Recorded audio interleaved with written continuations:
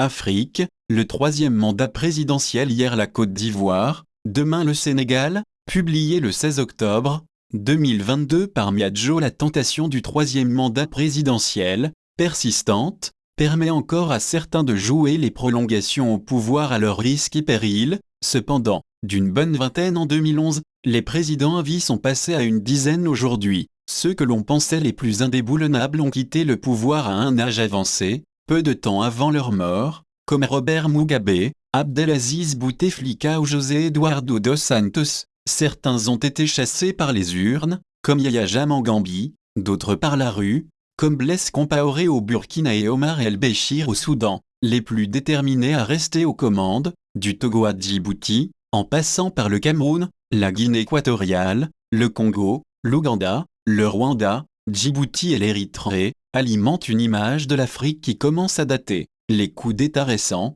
Burkina, Mali, Soudan, Guinée, et 3 successions dynastiques, Tchad, Gabon, Togo, semblent relancer la mode du pouvoir à durée indéterminée. En dépit du nouveau putsch au Burkina Faso, le sociologue Francis Akindé, de l'université de Bouaké, doute de l'avenir des juntes en Afrique de l'Ouest. On va vite se rendre compte qu'ils n'ont pas de projet. Ils viennent écourter le mandat d'une génération qui ne veut pas partir et promettent de changer les choses, mais sont piqués par le même virus, conservation du pouvoir sans calendrier précis par ailleurs. Le retour des putschs semble éclipser les alternances pacifiques, qui sont devenues la règle plutôt que l'exception. Nous assistons au dernier soubresaut du régime autoritaire, un animal agonisant, analyse Alioune Sall, sociologue et spécialiste de la prospective, à la tête de l'Institut des futurs africains à Pretoria. La tendance est à une démocratisation d'ordre plus procédural que substantiel. Des alternances se produisent,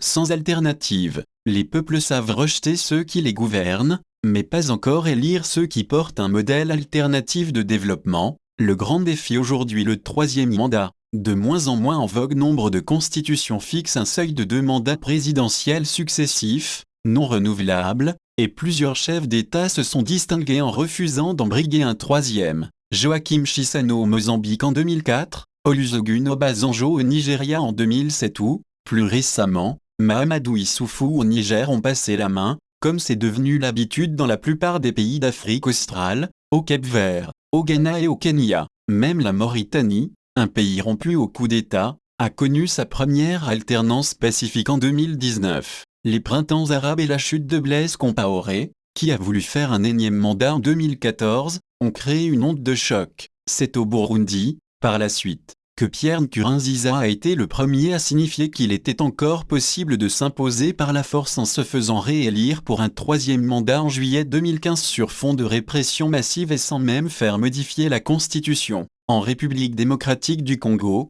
RDC, Joseph Kabila a lui aussi tenté de jouer les prolongations, en vain. Soumis à la double pression de la rue et de la diplomatie, il a finalement passé la main en 2019. A prévalu en RDC un arrangement où celui qui n'avait pas gagné l'a emporté, tempère Thierry Vircoulon, chercheur à l'Institut français de relations internationales, IFRI. En Afrique centrale, il n'y a pas de démocratisation. Ne se fait jour nulle part un changement de gouvernance. La tradition du putsch persiste en Guinée, et les coups d'État au Mali et au Burkina Faso marquent une régression, tandis que les pays sous stress sécuritaire sont en train de s'effondrer sur le plan politique. Le régime éthiopien, aux prises avec la guerre civile, voit toute tentative de démocratisation rayée par les conflits. Hier la Côte d'Ivoire, demain le Sénégal. Après la mort soudaine de son successeur désigné, le Premier ministre Amadou Gon Coulibaly, emporté par un infarctus en mars 2020, le président ivoirien Alassane Ouattara est revenu sur sa décision de céder sa place aux jeunes générations. Au pouvoir depuis la violente crise post-électorale de 2011,